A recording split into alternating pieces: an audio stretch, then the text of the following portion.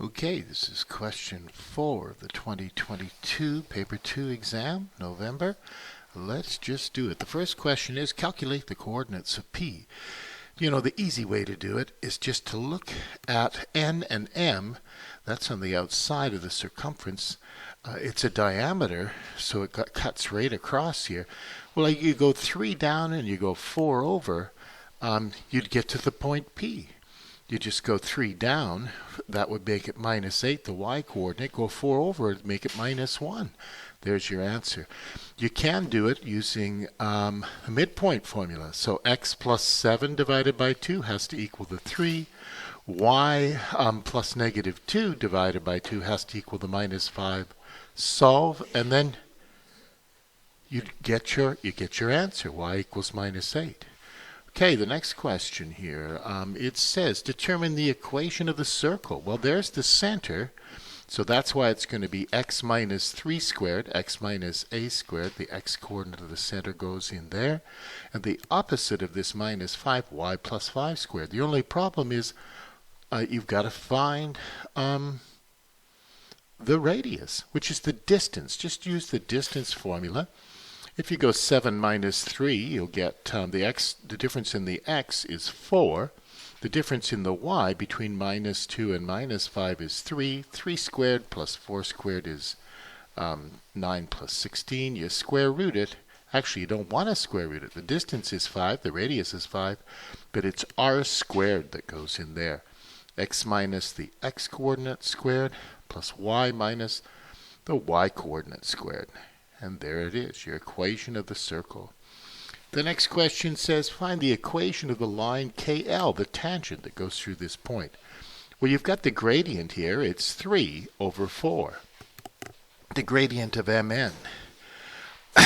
And all you do is the tangent is perpendicular to the radius. That's tan perpendicular to radius. I should have said that, actually. And that means instead of 3 over 4, the gradient, you have to invert it and change the sign. So the gradient's -4 over 3. You know the equation that passes through KL is y equals -4 over 3x plus c. But you just take one of the points, say 7 and -2, and put it in 7 for x, -2 for y. Multiply it out, there's 28.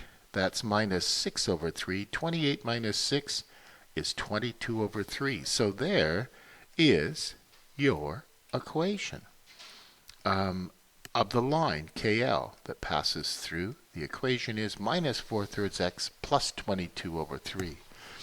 Now the next question, it says, for which values of k will y minus 4 over 3x plus k be a secant to the circle? Well, if you didn't know what the word secant meant, you'd be in trouble.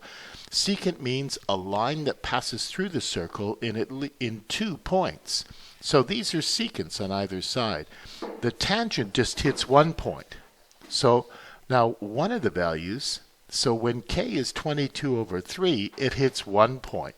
When it's a tiny bit less, take a look at this. When it's a tiny bit less, you can see now it's hitting in 2 points. And so if k is less than 22 over 3, the line will be a secant. It'll be cutting through 2 points here.